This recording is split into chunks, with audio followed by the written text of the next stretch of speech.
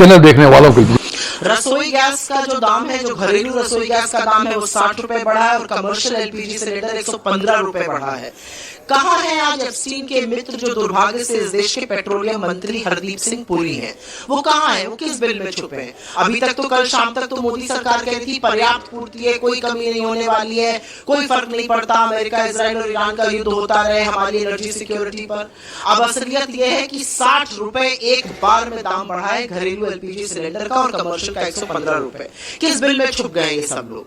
इस तरह की बेवकूफी की बातें क्यों की जाती हैं? राहुल गांधी जी ने पहले ही चेताया था कि ये जो युद्ध हो रहा है अमेरिका इजराइल और ईरान के बीच में, इससे हिंदुस्तान पर एक गहरा असर पड़ने वाला है। हमारी जो एनर्जी की सिक्योरिटी है, जो एनर्जी की आपूर्ति है, वो खाड़ी के देशों से होती है। अगर खाड़ी के देशों से कच्चा तेल और एलपीजी वगैरह नहीं आएगा तो दाम बढ़ेंगे और इसका आने वाले टाइम पर बहुत बुरा असर हिंदुस्तान की इकोनॉमी पर पड़ेगा। वित्त मंत्रालय की अपनी मासिक रिपोर्ट ने कहा है कि आने वाले वक्त में अपेक्षा से ज्यादा इसका असर पड़ने वाला है। राहुल गांधी जी बार बार इस बात से चेता रहे थे। असलियत यह है कि हमारी विदेश नीति इतनी विफल और कूटनीति इतनी फेलियर हो चुकी है कि जो स्ट्रेट ऑफ हॉर्मुज को खोला भी गया तो वो रूस और चीन के शिप्स के लिए ही खोला गया। अगर हिंदुस्तान के शिप्स के लिए खोल दिया गया होता, अगर हिंदुस्तान की आपूर्ति वहां से हो सकती तो शायद इतना दाम नहीं भरना पड़ता।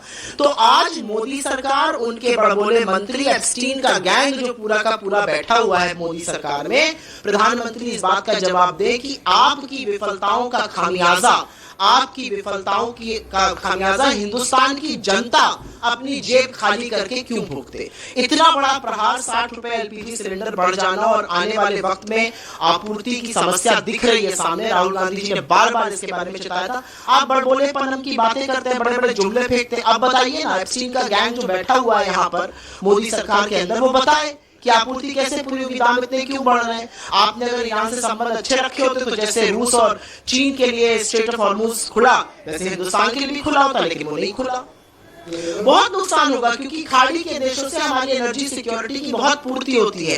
हम वहां से बहुत तेल खरीदते हैं। हिंदुस्तान करीब 85 से 86% क्रूड ऑयल बाहर से खरीदता है, उसको यहाँ पे रिफाइन किया जाता है, यूज किया जाता है और कुछ एक्सपोर्ट किया जाता है। अमेरिका ने हमारे ऊपर प्रतिबंध लगा दिया, हमने वो प्रतिबंध हाँ जी करके मान लिया कि हम रूस से नहीं खरीदेंगे। ईरान से सस्ता तेल खरीदना बंद कर दिया, रूस से सस्ता तेल खरीदना बंद कर दिया। 40% आपूर्ति हमारी रूस से हो रही थी, वो हमने घटा डाली, वो हमने कम कर डाली अमेरिका के दबाव में। आज अमेरिका हमें इजाजत दे रहा है। तो आने वाले वक्त में इसकी बहुत बड़ा प्रभाव होगा। आने वाले वक्त में जिस तरह से दाम आज बढ़े, 60 रुपए पर सिलेंडर बढ़ने का मतलब है इन्फ्लेशन बढ़ेगा। अभी तो पेट्रोल और डीजल के दाम बढ़ेंगे।